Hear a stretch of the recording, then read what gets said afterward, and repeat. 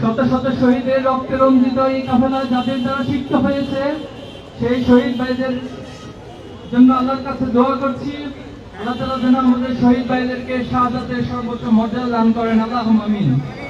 সম্মানিত উপস্থিতি, আমাদের অসংখ্য ভাইয়েরা আহত পঙ্গুত্ব অবস্থায় বরণ করেছেন, আমরা তাদের জন্য দোয়া করছি, আল্লাহ তাআলা তাদেরকে যেন শেফায়ে আজিলা কামিলা দান করেন। পাশাপাশি আল্লাহ তাআলার কাছে তাদের জন্য উত্তম সাজা কামনা করছি। সম্মানিত উপস্থিতি, জুলাই বিপ্লবে যারা জীবন দিয়ে, যারা রক্ত দিয়ে এই জমিনকে, এই বাংলাদেশকে ফ্যাসিবাদ মুক্ত করেছেন, আমরা তাদের জন্য দোয়া করছি, আল্লাহ তাআলা তাদেরকে যেন শাহাদাতের সর্বোচ্চ মর্যাদা দান করেন।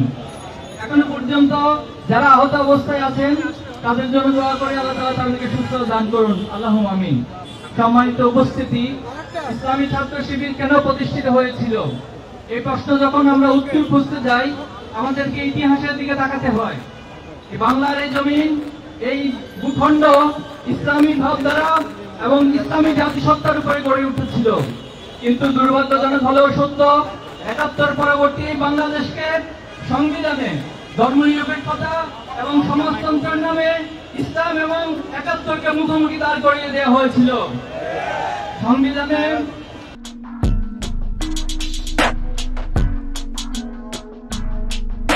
সংবিধান কর্তৃক বাংলাদেশকে একটি ইসলাম বিমুখ এবং ইসলাম বিদ্বেষী রাষ্ট্র হিসেবে তারা প্রতিষ্ঠিত করতে চেয়েছিল।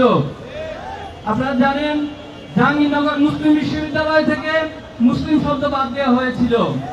বাংলাদেশের বিশ্ববিদ্যালয়গুলোর মনোগ্রামে রব্বি জিদনি ইলমা এই শব্দকে উঠিয়ে দিয়ে শিক্ষা ব্যবস্থা এবং শিক্ষাঙ্গনকে ইসলামের বিপরীত মুখে দাঁড় করিয়ে দেওয়া হয়েছিল। সংগ্রামী উপস্থিতি, সেই ধারায় আমরা দেখেছি রক্ষী বাহিনী এবং লাল বাহিনীর নামে বাংলাদেশে গুম, খুন এবং হত্যার রাজত্ব কায়েম করা হয়েছিল এবং স্বৈরাচার প্রতিষ্ঠার জন্য শেখ মুজিব এদেশে বাকশাল কায়েম করেছিল। কিন্তু ৭৫ পরবর্তী বাংলাদেশে যখন দ্বন্দ্ব বিক্ষুব্ধ এবং অস্থির পরিস্থিতি বিরাজ করছিল, যখন ছাত্র সমাজ জাহিলিয়াতে নিমজ্জিত হয়ে ইসলামের আলোয় আলোকিত হওয়ার জন্য রাস্তা খুঁজতেছিল, তখনই ইসলামী ছাত্র শিবিরের আবির্ভাব ঘটেছিল বাংলাদেশে। ঢাকা বিশ্ববিদ্যালয় কেন্দ্রীয় জামে মসজিদ থেকে শুরু করে যে কাফেলা সেদিন যাত্রা করেছিল, সেই কাফেলা আজ শত শত শাহাদাতের নজরানা পেশ করেছেন, শত শত জুলুমের নজরানা পেশ করেছেন, কিন্তু ইসলামী ছাত্র শিবিরের অগ্রযাত্রাকে আজ পর্যন্ত কেউ দমিয়ে দিতে পারেনি। সংগ্রামী উপস্থিতি, ইসলামী ছাত্র শিবির তার যাত্রা থেকে এদেশে সৎ, দক্ষ এবং দেশপ্রেমিক নাগরিক তৈরির এক গঠনমূলক ছাত্র রাজনীতির যাত্রা শুরু করেছিল। কিন্তু এই ফ্যাসিবাদের সময় এসে আমরা দেখেছি বাংলাদেশে ছাত্র রাজনীতির নামে যে অপরাজনীতি শুরু হয়েছে, যে আধিপত্যবাদ শুরু হয়েছে, এ কারণে আজ বাংলাদেশের ছাত্র সমাজের কাছে ছাত্র রাজনীতি এক ভয় এবং আতঙ্কের নামে পরিণত হয়েছে। কিন্তু ৫ই আগস্ট পরবর্তীতে ইসলামী ছাত্র শিবির তার সর্বোচ্চটুকু দিয়ে চেষ্টা করে যাচ্ছে বাংলাদেশের গঠনমূলক ছাত্র রাজনীতি, মেধা এবং নৈতিকতার চর্চার মধ্য দিয়ে আবার বাংলাদেশে একটি সুস্থতার রাজনীতি প্রতিষ্ঠার জন্য। কিন্তু এই জায়গাতে এসে আমরা কিছু প্রতিপক্ষ ভাইদেরকে পাচ্ছি, তারা বারবার আগের জায়গাতে বাংলাদেশের ছাত্র রাজনীতিকে নিয়ে যেতে চাচ্ছে। তারা আবারও ক্যাম্পাসগুলোতে দখলদারিত্ব এবং হত্যার রাজনীতি শুরু করার চেষ্টা করছে। আপনারা দেখেছেন জাহাঙ্গীরনগর বিশ্ববিদ্যালয়ে যখন ছাত্র সংসদ নির্বাচনের দাবি উত্থাপিত হয়েছে, তখন সেখানে বলা হচ্ছে ছাত্র সংসদ নির্বাচন দিলে নাকি আবার হত্যার রাজনীতি শুরু হবে। এই কেমন কথা, এই কেমন স্টেটমেন্ট! আমরা প্রতিবাদ জানাতে চাই, যারা আবার বিশৃঙ্খলা এবং হত্যার রাজনীতি শুরু করবে, বাংলাদেশের ছাত্র সমাজ তাদেরকে ঐক্যবদ্ধভাবে প্রতিহত করবে।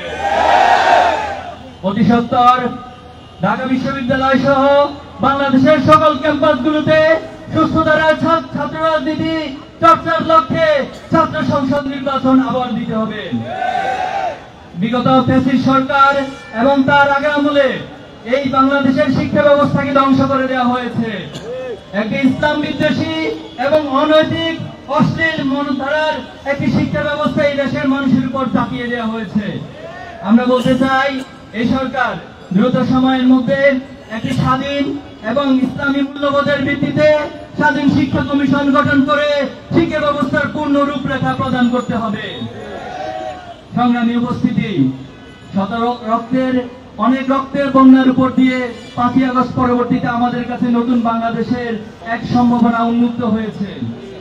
আমরা আজকের এই প্রোগ্রাম থেকে সকল ফ্যাসিবাদ বিরোধী শক্তিকে ঐক্যের আহ্বান জানাচ্ছি। আমি নাম ধরে বলতে চাই, যারা অতীতে ফ্যাসিবাদের বিরুদ্ধে লড়াই করেছে, ছাত্র দল সহ সকল ইসলামী মূল্যবোধের দল সমূহকে জাতীয় ছাত্র ঐক্য গড়ে তোলার আহ্বান জানাচ্ছি। আমি বাংলাদেশের জামাত ইসলামী এবং বিএনপি সহ সকল রাজনৈতিক শক্তিকে জাতীয় ঐক্য গড়ে তোলার আহ্বান জানাচ্ছি। আজকের এই প্রোগ্রাম থেকে এই মেসেজ দিতে চাই, যাদের কথা এবং বক্তব্যের কারণে, যাদের কাজের কারণে ঐক্য বিনষ্ট হবে, তাদেরকে আগামী দিনে ছাত্র সমাজ জাতির বিবেকের কাঠগড়ায় দাঁড় করাবে। আপনাদের কোন ভূমিকার কারণে যদি ফ্যাসিবাদ আবার মাথা ফেরা দিয়ে উঠে, যদি আবার ফ্যাসিবাদ পুনর্বাসন হওয়ার সুযোগ পায়, তাহলে ছাত্র সমাজ ফ্যাসিবাদের যে পরিণতি করেছে আপনাদেরকেও একই পরিণতি বরণ করাবে। ফ্যাসিবাদ আজকে বিদেশে পালিয়ে আমাদেরকে ধমক দেয়, আমাদেরকে হুমকি দেয়, আমাদেরকে ভয় দেখায়। আমরা কি ভয় পাই? আমাদেরকে ভয় দেখিয়ে শয়তান নিজে তো পালিয়ে যায়, এবং বাংলাদেশের ফ্যাসিস্ট আমাদেরকে ভয় দেখিয়ে পালিয়ে যেতে বাধ্য হয়েছে। আমরা পৃথিবীর কোন রক্তচক্ষুকে ভয় করি না, আমরা আল্লাহ তাআলা ছাড়া পৃথিবীর কোন শক্তিকে ভয় করি না। আমাদেরকে ভয় দেখাতে আসবেন না। আমরা শহীদের প্রজন্ম, আমাদের এই রক্তে শহীদের রক্ত প্রবাহিত হয়। শহীদ মালেক থেকে শুরু করে, শহীদ সাব্বির থেকে শুরু করে, মীর কাসেম আলী থেকে শুরু করে, শহীদ আবু সাঈদ সহ সকল শহীদের রক্ত আমাদের দেহে প্রবাহমান। এজন্য আমরা সবসময় নিজেদেরকে শহীদ মনে করি। যারা নিজেদেরকে শহীদ মনে করে, সে প্রজন্মকে পৃথিবীর কোন শক্তি দমিয়ে রাখতে পারবে না, পারবে না। সংগ্রামী উপস্থিতি, আমরা একটি সুন্দর বাংলাদেশ গড়তে চাই। ইসলামী ছাত্র শিবির সেই সবার বাংলাদেশ গড়ার লক্ষ্যে সৎ, দক্ষ এবং দেশপ্রেমিক নাগরিক তৈরির যে মিশন, সেই মিশন আজ পর্যন্ত অব্যাহত রেখেছে।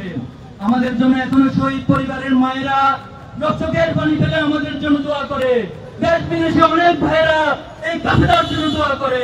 প্রিয় সাথীদেরকে আহ্বান জানাতে চাই, সকল ভাইদের এই আবেগ ভালোবাসা, এই দোয়াকে পুঁজি করে আগামী দিনে বাংলাদেশে ইসলামী ছাত্র শিবির সবার বাংলাদেশ, সমৃদ্ধ বাংলাদেশ গড়ে তোলার জন্য তার সর্বাত্মক প্রচেষ্টা অব্যাহত রাখবে ইনশাআল্লাহ। আমরা কি প্রস্তুত আছি?